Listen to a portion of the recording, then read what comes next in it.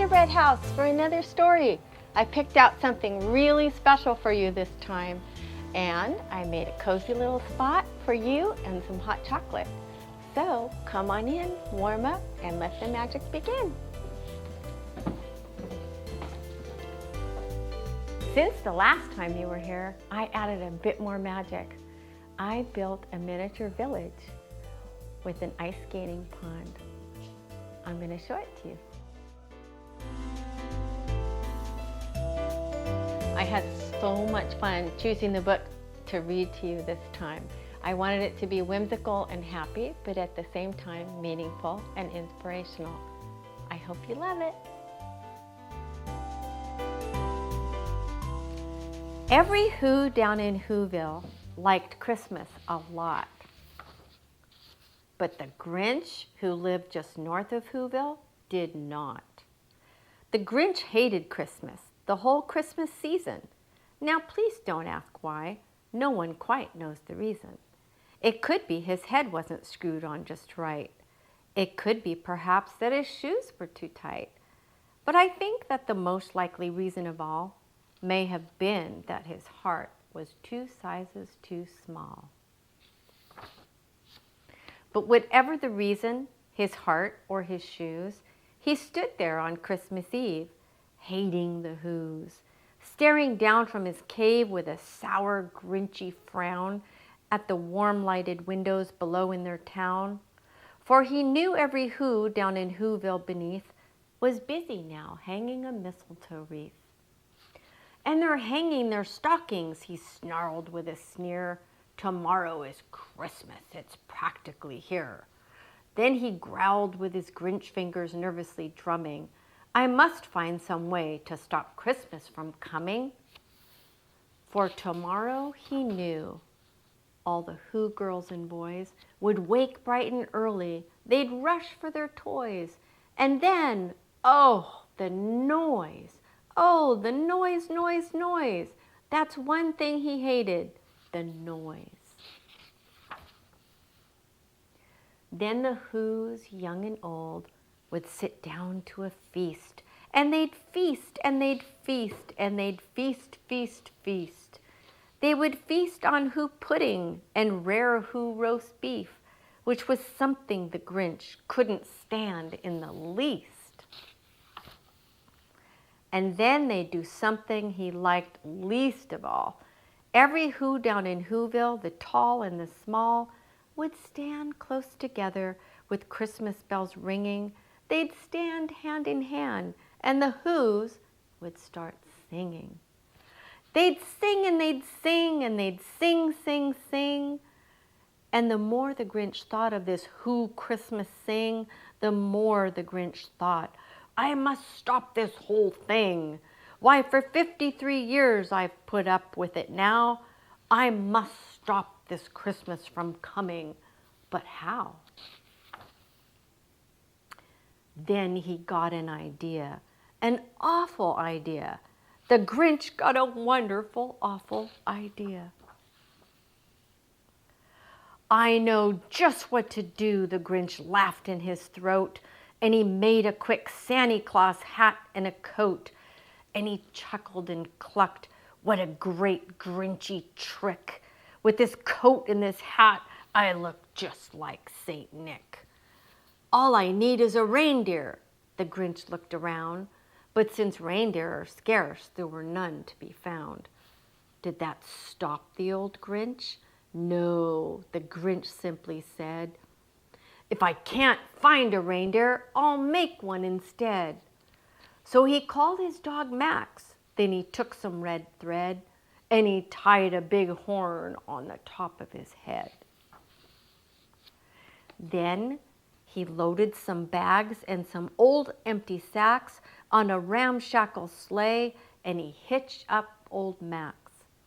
Then the Grinch said, get up, and the sleigh started down toward the homes where the Whos lay a snooze in their town.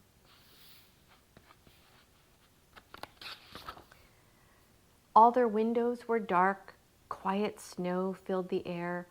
All the Whos were all dreaming sweet dreams without care.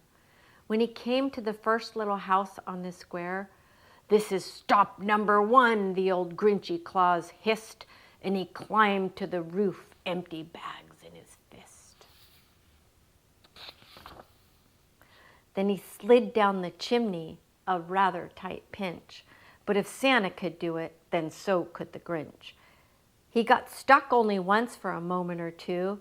Then he stuck his head out of the fireplace flue, where the little Who stockings all hung in a row. "These stockings," he grinned, "are the first things to go." Then he slithered and slunk with a smile most unpleasant around the whole room, and he took every present. Pop guns and bicycles, roller skates, drums, checkerboards, tricycles, popcorn and plums, and he stuffed them in bags. Then the Grinch very nimbly stuffed all the bags one by one up the chimney. Then he slunk to the icebox. He took the Who's feast.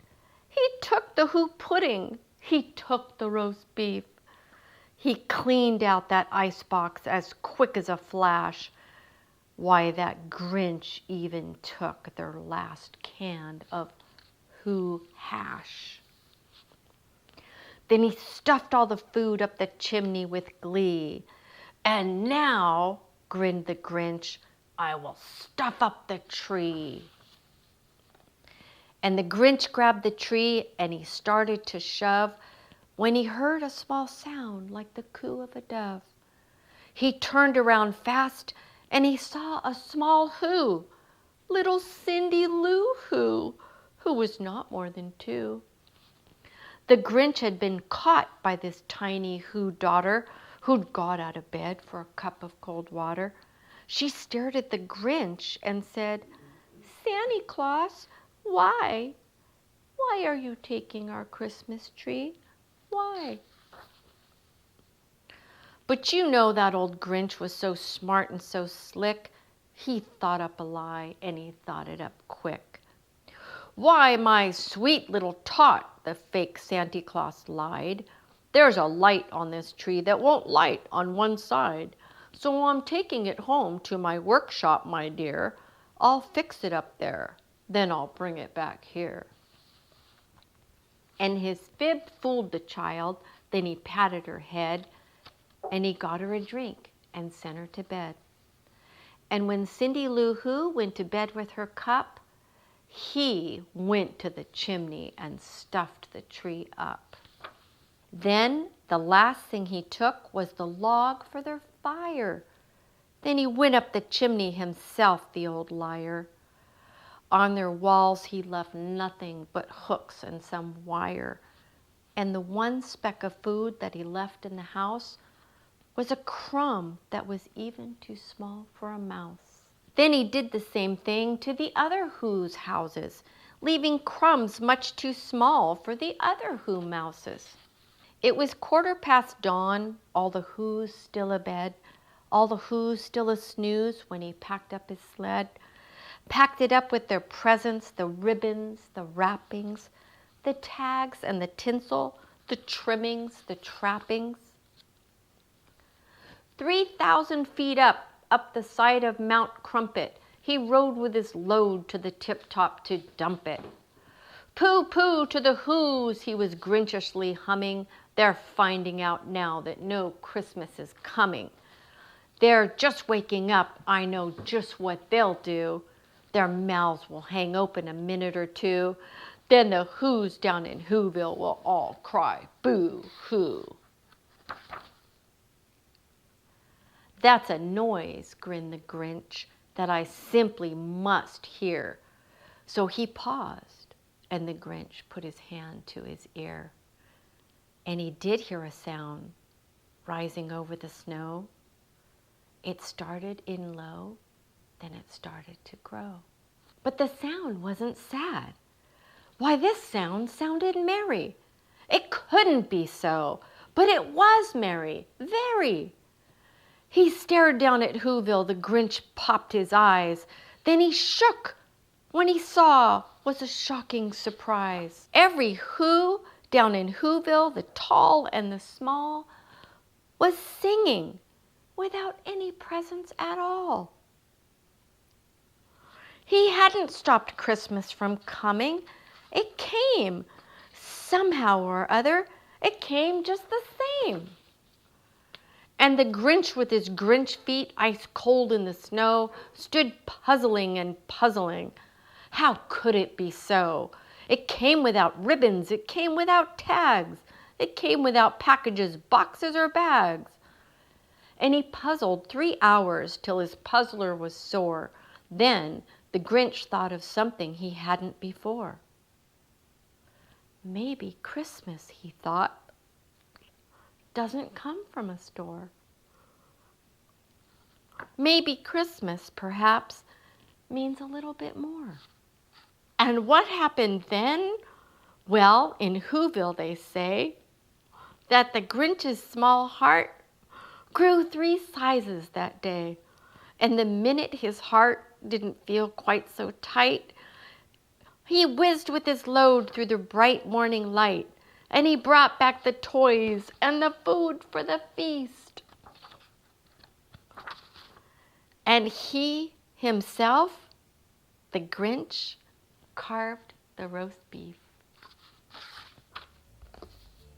Thank you for spending part of your holiday with me here in the Gingerbread House. My wish for you is a happy and hopeful spirit and a thankful heart. I hope to see you next week.